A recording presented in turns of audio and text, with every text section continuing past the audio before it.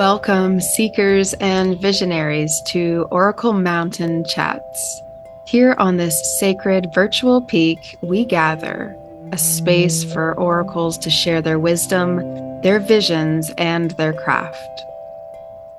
It all began with a calling I could not ignore. One day, within a vision, I held this conch shell in my hands, and as I blew its resonant note into the world, I felt its vibration ripple across unseen realms. It was a summons, a signal to fellow oracles scattered near and far. I saw that we were on a mountain, vast and towering, reaching into the heavens.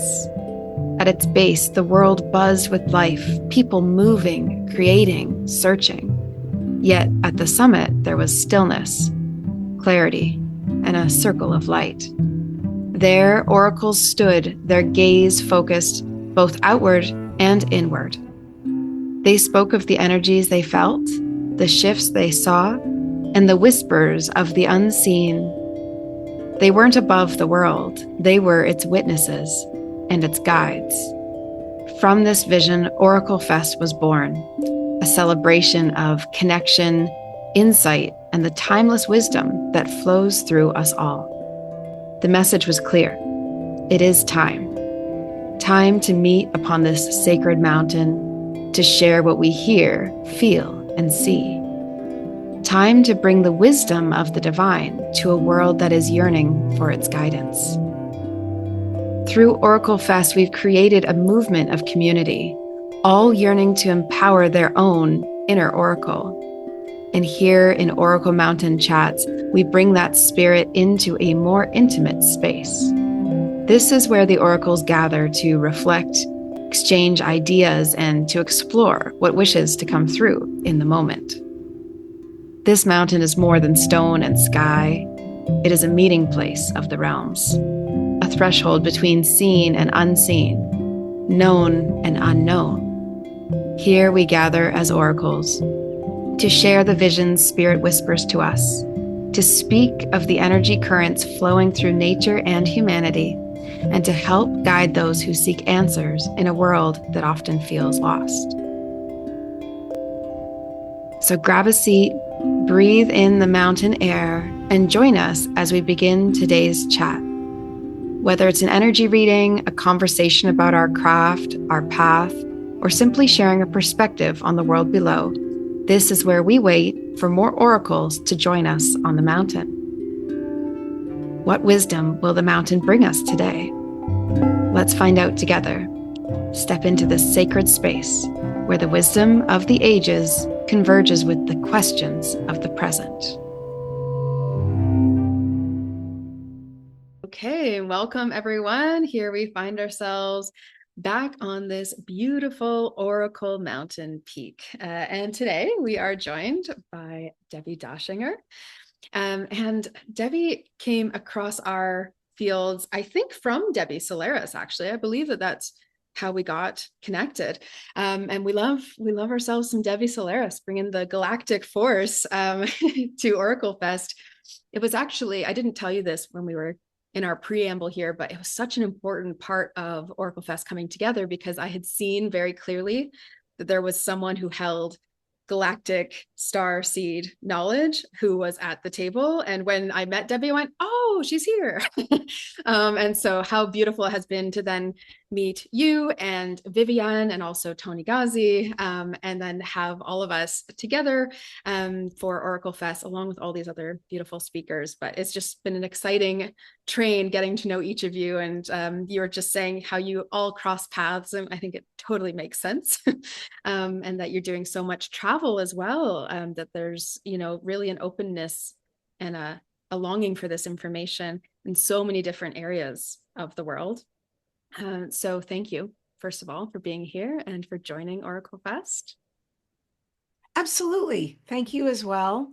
And you named 3 people who are dear friends of mine.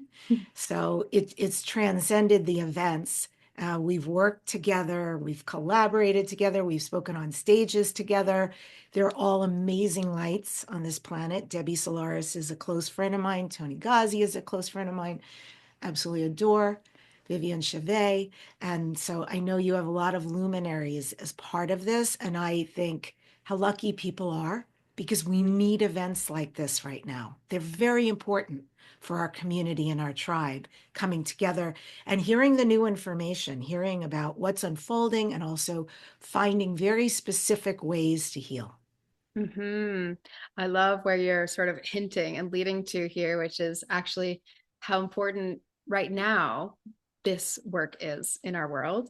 Because we could say, oh, well, it's always been important because healing's always been important. But we do find ourselves in humanity at these sort of cruxes or these peaks, maybe, of intensity. And now seems to be like one of them.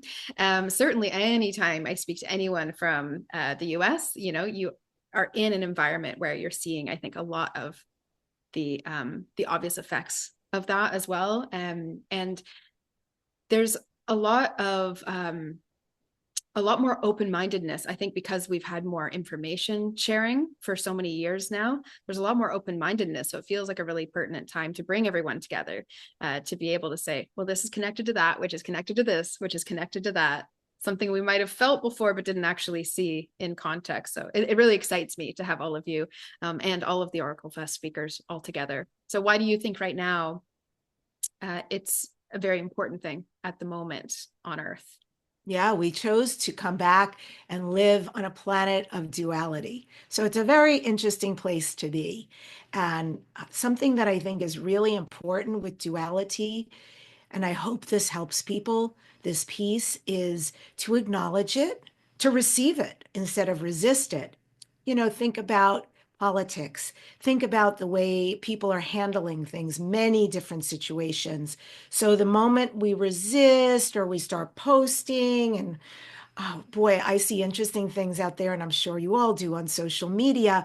Who is that really helping? And how is that helping the person posting and getting this out of their system like that so voraciously? It doesn't. And it keeps them very stuck in this unfortunate paradigm, basically saying, I'm right, you're wrong, get your act together. No one's going to change. You're not going to change, right? So while we live in duality, it's really important to acknowledge, there's different viewpoints. I made a choice to come into this very interesting planet and humanity and be part of humanity at a time when people have very opposing points of view. And it's so important to just honor them and move on, right? And let them go. It exists, it's not going away.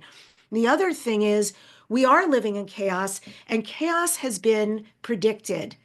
Everything you look at concurs that this is going to be a time of shaking things up in order to finally come to peace and harmony.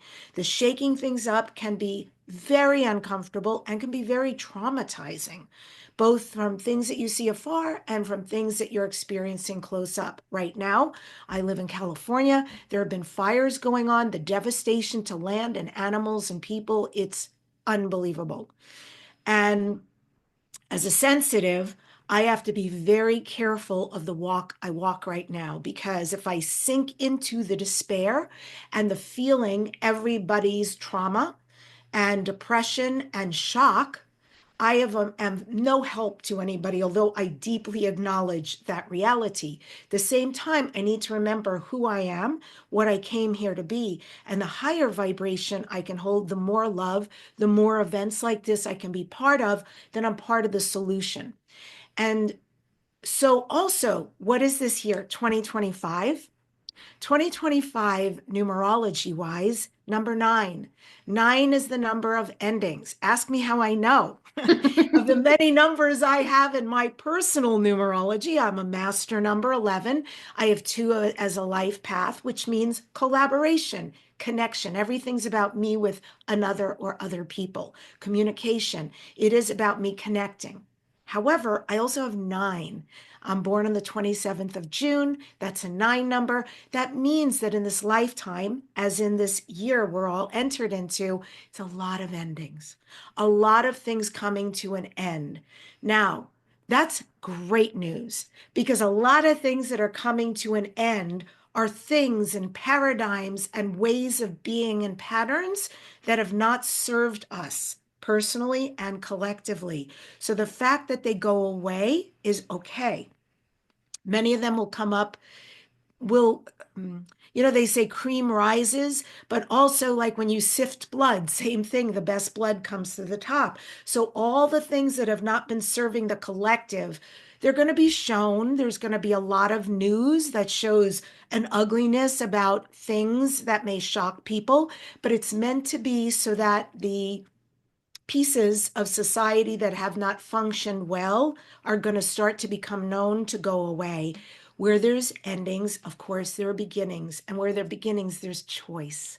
So we'll all have new choice about who we want to be and how we want to head into the future and the now. And then also, we're heading into the Chinese New Year, which is happening soon. And that is about the wooden snake. And I speak about the snake in shamanic terms. And the snake, it's about healing. The snake is about shedding its skin, and it reminds us to shed our old stories and our old beliefs that no longer serve us. And the snake shows us how. So, as part of what I'm going to be doing for you and for your community here at OracleFest, I'm going to be speaking specifically to close out, and thank you for that position, to close out this ceremonial, sacred presentations that we're doing, these shares, each of us, with animal spirit medicine, the wisdom of animals. And I'm going to be doing experiences so folks can heal in the moment during my talk and have some really precise information to bring forward into this year. I'm so excited. It's going to be so juicy.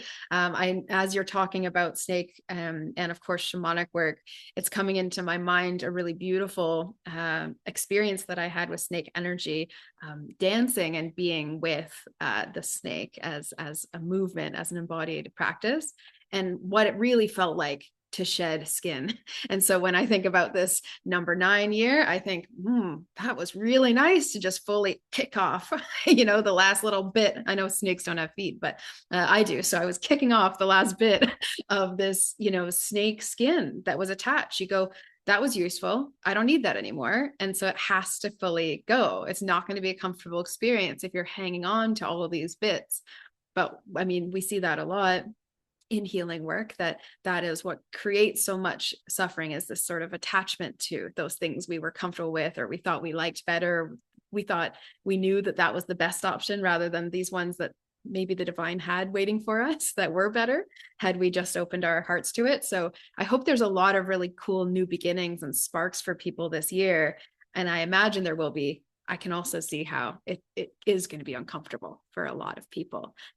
We have to be really excited by choice to want to let go of what we already chose, right? Absolutely. And this year, and it's so spooky, this year has been known since last year that it contains a lot of fire energy, burning things to the ground. So it's not meant to scare people, but it is to give everybody a heightened awareness. So as this is happening, don't feel like, why is this happening to me? I mean, this is the time we all agreed to be here and to be in. And so in order for the new to emerge, the old has to somehow vacate. And so interesting choice, but it's going to be a lot. And that's why I think programs like this are really important, because I say find your tribe, find your community, make sure to align. And it's so important when you align, show up, really show up for these healing things and immerse yourself in the experience as much as you can, so that the more we shed, like you're talking about, the more we let go, the more we can bring in, the more capacity we have.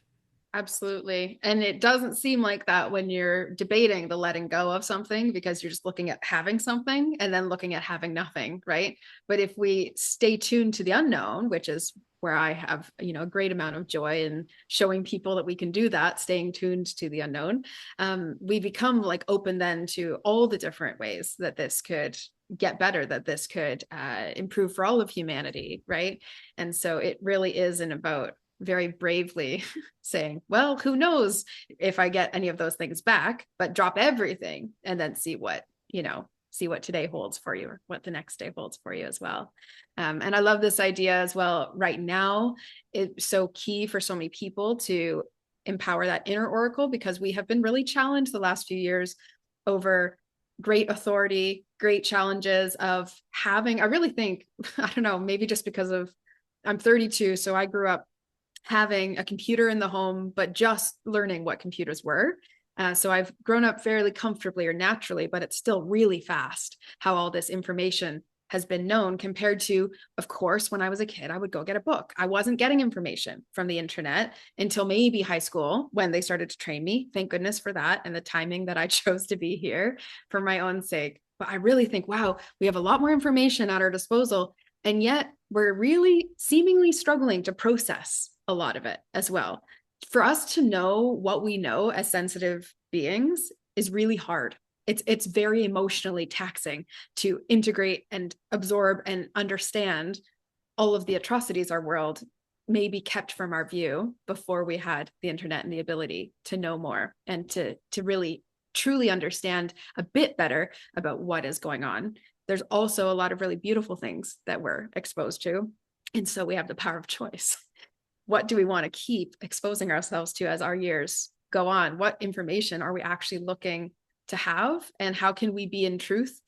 We don't want to go in denial of the suffering that exists, but how can we be in truth to what we need to do? And when you shared that you feel, okay, I have to be mindful of how I intake information because I need to be able to serve people. I need to be the best Debbi that I can be for this moment, to step out of the way to allow spirit messages to come through, because otherwise we're getting in the way of it with our minds and our worries and all these things. And so for you to make that is an empowered choice, and it wouldn't have come easily, but it comes through practice of seeing it's the smoothest and most efficient way for your whole life to work together and for you to have the biggest impact on people is this inner oracle. That's where this came from, is OracleFest, is everyone showing up, empowering their inner oracle, listening to people who have been through, a lot of what they might be going through, and standing up on the mountain with us. It's an important point that you make, Kate, and I appreciate that, what you just said, because we are in a point of ascension. You're talking about technology and the uptake, and it's true how incredibly fast it is. And just when you get used to one thing, TikTok, boom, it could be gone, right? And you get used to something else, and it's Instagram, and boom, they've created threads. And then there's a lot that's happening, and it's so much to learn. And discernment is very good. Yes to this, not to this. You have to know where your capacity lies. You don't have to be in every single corner, right, of everything that's going on. And I think it's very important in the midst of ascension to acknowledge, yes, the information is coming very quickly, and also energetically, physically, what's happening, the upgrades, it's very rapid. People are having all sorts of interesting symptoms, everything from sleep to how they feel and how they're functioning. So where you position yourself now more than ever is important. First and foremost, each of us agreed to be here. There are no accidents. This is your home. So when people say, because they're aware of their galactic heritage, oh, I wish I was home, you are home. You agreed to do this and be this right now, so please be here, right? Yes, the best thing, the best gift you could give yourself and all of us is your true presence and your true just surrender to this amazing experience. You can have what you agreed to do, what you agreed to experience at this time. And so once you've surrendered to being a human in this body. And look, I get it. My dominant spirit galactically is Lyran. I'm used to being in a huge lioness body. So it's very weird to fit into this thing with no fur and all of that. But okay, it's kind of awesome right now to be this and acknowledge that my Lyran family is very close to me at all times, guiding me. So let's just do that. And the other thing is what we agree to in this ascension. I think the idea of what we're allowing in, who are we spending time with, must be high vibe, must be a contribution, must be able to hear me, see me, acknowledge me, not from my woundedness, but from my magnificence. And then also, what are we contributing to? It's really important time for people to start to allow in what we're here to do, each of us. I'm saying we euphemistically, but I'm speaking to each of you. So a lot of people, and I'm taking this riffing off of an interview, somebody who interviewed me yesterday, and I thought she made an incredible point when she said, "Oh my God, everybody's channeling right now." And I'm like, yeah, I'm around because I do a lot of events. And there are those who we can feel in our inner knowing, our inner oracle, that this person is fully aligned to be of light language, to be of a channel. And there's other people we hear and it's like, what? That's it's not landing. There's nothing going on. And just because there's a plethora of that, yes, a lot of people coming online around that, yes, doesn't mean it's your path. So to let all of that stuff go and allow what is yours to come in, what is your organic expression to come out. And you may be really surprised. I talk about this a lot in my shamanic work. Be so surprised by the answers you get. When I do the journeying with people as a group or individually shamanically, I always preface it by saying, be surprised whether you're going to meet your spirit animal, whether the shaman has information for you, whether you're letting go of traumas that we're working on. Be surprised because your mind is always going to tell you stuff, and it's actually not of help. But to go here into the heart, into the soul, that's where the information comes. And to just let it bypass so you do become a true channel for your own healing. So it's very important right now, get out of the way, surround yourself environmentally, situationally, with people, and everything in your life should be a contribution. What am I doing and being? And finally, your practices. Must have practices. They don't have to look like anyone else's. You don't have to meditate, right? That may be for someone else, but there may be beautiful daily practices that you do engage in that bring you back into self, into calm, into knowing who I am and what I'm here to do. And if I don't know what I'm here to do, I am open to the benevolent ones to show me that, to guide me right now. And it may unfold at a rate I'm uncomfortable with because I like it all now, but it will be perfect for my divine path, and to trust all of that. I mean, I love all of that. I would love to encourage everyone to just like rewind, record scratch, rewind, go back and take some notes. I think it would be really beneficial to just be like, wait, maybe I need to redigest everything. Debbi just gave you like a great plan for how to buckle up and enjoy the ride of this year, right? Is I keep seeing it as I keep jokingly saying buckle up to my clients. Like I keep saying that there's something that really feels like if we're with it, it's going to be so exciting and thrilling this year. And if you're against it, it's going to feel like you're being told what to do or where not to go. And it might just seem like a real big kerfuffle. And I've just never felt it so stark as the contrast of this year, maybe because we're at this 9 year. And so it brings that all to a head. You've got to make that the final choice, let go or take with you in that next chapter.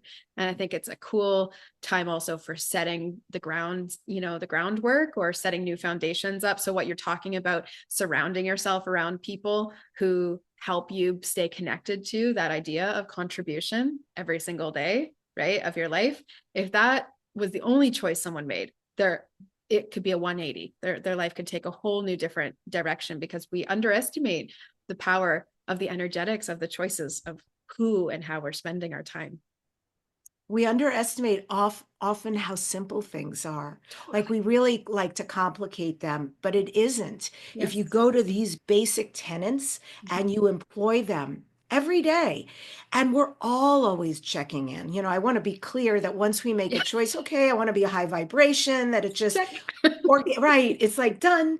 No, I mean, and I have to modulate Mhm. And I'll be very transparent. Because you and I had a great conversation before this started, Kate. I had a situation like we were talking about yesterday, and I'll tell you how I navigated it.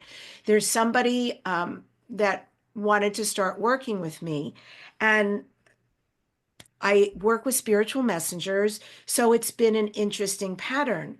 The first time we were supposed to have a Zoom, she didn't show up and nothing. I got nothing. I'm like, oh, okay. I hope you're okay. And I don't remember the explanation I got, but she was okay. And then the second time worked out, but she ended up talking so much about herself, there was no work done. Mhm. And then the third time she rescheduled, and this fourth time, which was yesterday, she didn't show. Okay, now basically I'm out. Yep. That's Yep. not, I don't do that in my life. I don't have time. It's Yep. silly. It's a Absolutely. silly way to not show up for somebody, for yourself, Mhm. and to impact somebody else's schedule. So I wrote an email that basically said, hey, this is what happened. This is how long I waited. And in the future, should we choose to keep working together, this is what I need. It's fairly basic. But if for any reason you are not to show up, you need to let me know in advance because my time matters and I like to be respected. I hope you are well and everything is okay. Thank you. That was it. Yep. Sent it off. And then I got a very strange text that actually triggered me. Mhm. Something like, we'd all be really happy if everybody made it to the Zoom on time. And I'm like, what? So it really triggered me and I had feelings come up. Listen, let's just say as humans, we have a huge spectrum of feelings. And I could have immediately responded from that space of being triggered and reactive. But I know enough to never do that. And so I went out for a walk with my dogs, and the first thing I did was do some EFT tapping, emotional freedom technique. It totally helps the trigger, get rid of all the truth of what I was feeling. Then it goes deeper, and I was realizing, oh, from that feeling, okay, you know what? There's a lot here. Let me go into that. So the moment this person wanted to work with me, I had a weird sense about them. Oh, I don't know if this is going to work out with this person. And on paper, it should have worked out. I went, Totally. all right, I just want to acknowledge that some of what I intuitively knew as an oracle is coming true. And that validates the original thought. It still doesn't feel to go in good to be in. So I was just processing, and I made a strong choice. I am not writing to this person in this space Mhm. until I am clear. And I need to be clear emotionally before I respond. And then also, once I'm clear, I'll be very clear what my path is. Do we continue? What does this look like for me? Because opportunities with money, they mean nothing if there's no reciprocal, respectful engagement. And so I process. And then what was great, I knew I was clear because I had nothing in my space anymore. It wasn't distracting me to think about this person or how upset I was or all of that. Um, I was super clear. And I was okay. I was really okay to let our working together go. In that space of detachment, this person wrote back to me and said, I am so sorry. And I would never want to work with a person like that either. Here's what happened.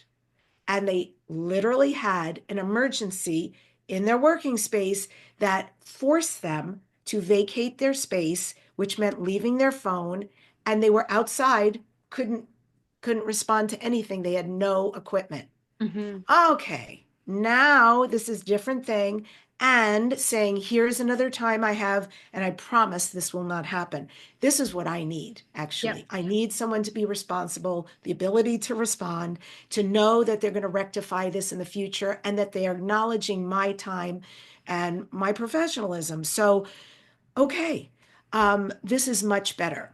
So now we have a space to talk. And if I had not done that work on my own, because everything in the outside is a reflection of me, it would not have showed up like this. They could not have showed up like this. It could have been contentious and all of this weirdness, Yep. like that first text they sent. Mm-hmm. So I am saying this because stuff like this will also keep rising. And it is really important, I think, for us to be responsible. I could have easily said, oh, I didn't create that, little head thing going on. I didn't create that. But it happened in my world. So how I respond or react or not is incumbent on me. So I take responsibility for my piece of the party.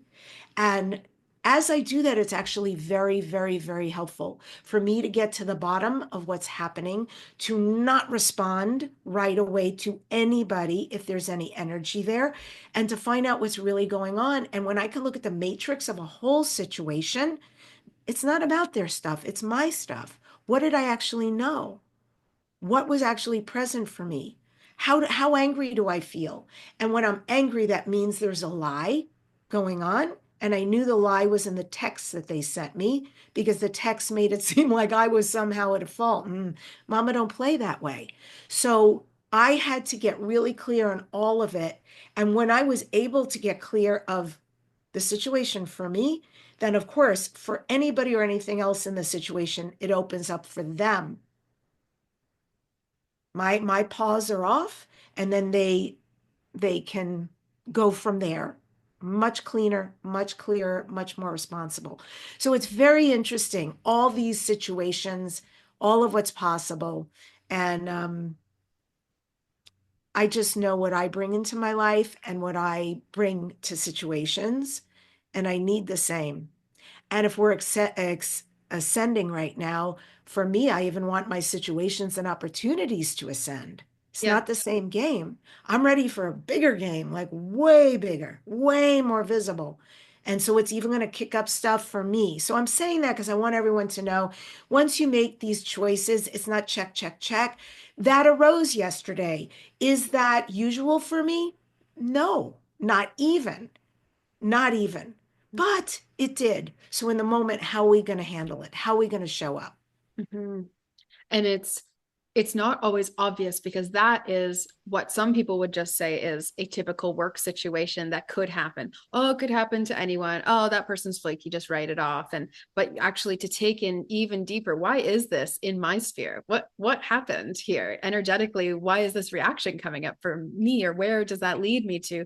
It's such a beautiful journey of curiosity once you get used to that discomfort of that in an internal digging and sorting around. Interesting. You shared a story, an anecdote earlier, just super briefly of someone booking in, and it was in this story just at the beginning where you thought, oh, I hope she's okay. That feeling of, oh, I hope nothing happened because we didn't hear anything, right? And this happens to service providers all the time who there's a no-show, and some people will just say, oh, well, everyone's flaky these days. And some people like myself, I'll go, ooh, I really hope they're all right. I'd like to put some blessing, some little dove out into the world to just watch over them or something. And I've had it happen. This is a very, very strange time where you go, well, the signs seem pretty obvious to me, that I had someone book in who was really, really feeling lost. The experience of soul loss is exactly how she found herself, saying, this is what I'm going through. She had been in a coma for 2 weeks and coming back from it, didn't have a sensation of who she was anymore, had this feeling of severe disconnect from her soul, from her spirit. This makes a lot of sense in shamanic context. We're very familiar with, of course, that makes sense. But if you're running around in the conditioned world where there are many, many fears, or you're in a community, a family, and a workplace environment that does not open up to these ideas, does not talk about it, does not validate the experience that you're even having, she was being forced in her mind to believe that she was wrong about this potential understanding that could help solve things. Medications were exacerbating her symptoms in this short span of a time. And she never showed up to the session because she passed away before she actually was able to arrive. And it sat with me as, actually, this is the reason that we have that feeling of panic. Some people will think, oh, well, this is just a nothing thing. This is an appointment. But when you're dealing with deep healing, there was absolutely a feeling for me of, and I'd like to figure out what went wrong. I'm not even getting any responses, right? And because that soul was done on this earth plane at that time. What is so curious to me is in that same month, I had two other personal and client situations that were about the idea of great soul loss, psychosis, and spiritual disconnect. And so it's inspired me to really dive into this subject because I went, well, it's showing up for me. There's something in me that's in that client who never came to see me. There's something in me that is a part of whatever this is that's weaving. So even though that's seemingly someone else's life, I'm not having that challenge with myself. I've not been in a coma. I'm not having this experience. There's something so deeply that's a part of what feels like my soul story. And I think that happens for everyone. That just happened to be a really stark kind of example similar to what you shared, but that's also the reason in a super simple like day-to-day thing, that's a reason just to say, hey, heads up, I'm not showing up to the session. Even if you don't explain yourself, let me know you're live, right? Because it can happen. And I don't share that story often, but it can happen. And I think it's important that people know to take that responsibility is for both people, both people on either side. Absolutely. That is a very, very powerful story and an extreme story, and an important one as a reference point for people to remember we care. Yeah. You matter. And when you say something, we value you and we value your time. Mm-hmm. And if for some reason we have an agreement to meet for a call, for a Zoom, for whatever, at a specific date and time, and you don't show, we will worry about you. We will Yeah. wonder about you. We will care about you. She was held in my So, heart. Like I did need to journey to go do something with her after because it felt so, we had never met, but there is this soul connection that they've clicked this, interest. They've shown that they are booking that time and we tether out to them as well. Say, hey, come on in and I'm happy to have you. And let's figure this out together. We really do feel, we really do care. Yeah, it's not just things out there and it's not just me, I'm channeling you a message, right? So come and look at how shiny my connection is. And it's so not that for the people who are really aligned. I think that's also something to look out for when you're looking to work with new people is look for that alignment of where they sit, being connected to all. yeah, it's important. And it's important for people to remember this is also a time, what you're talking about is very brave work. When you Yeah. looked at euphemistically these people and their issues and said, okay, what is in common here?